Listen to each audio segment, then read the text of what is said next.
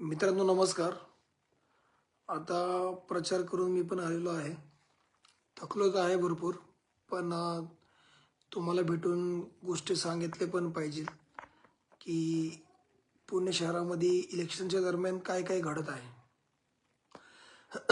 तर आता पुणे शहरामध्ये फिरत असताना, प्रभागात फिरत असताना, उमेदवारांना मदत करत असताना तर मी तुम्हाला सांगू इच्छितो की आम आदमी पार्टीने आज एक पहिली यादी काल जाहीर केलेली आहे 25 लोकांची.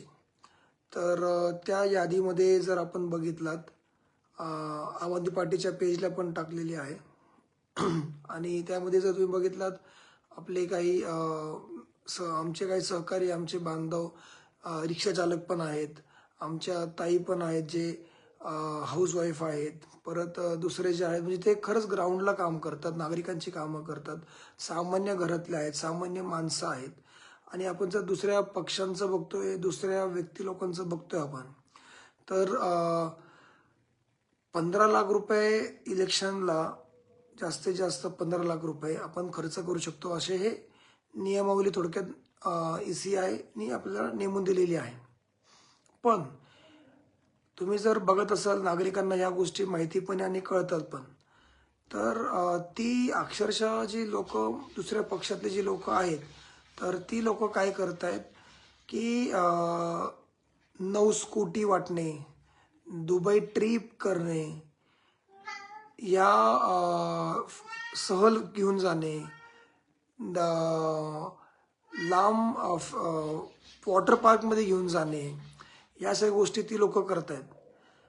पण जे बेसिक मुद्दे आहेत नागरिकांचे, त्यांच्याकडे पूर्ण दुर्लक्ष त्यांचं चाललेलं आहे. तर आम आदमी पार्टीचे हर एक उमेदवार हे सामान्य घरातले आहेत, सामान्य लोकांसाठी लढणारे लोक आहेत.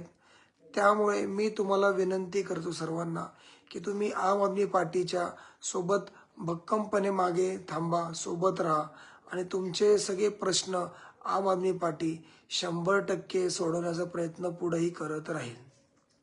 म्हणून की जी लोक जी तुम्ही जर याद्या जर बघितल्या दुसऱ्या पक्षाचे मागचे नगरसेवकांच्या, तीच लोक तुम्ही बघत असाल की सगळेजण त्यांचे मार्केटिंग करत आहेत. त्यांचे ते सगळ्या गोष्टींचे मार्केटिंग चालली आहे. ठीक आहे, खर्च चाललेला आहे. लाखो रुपये ते असेच खर्च करतात. ते लाखोंचे फ्लेक्स असेच लावत आहेत.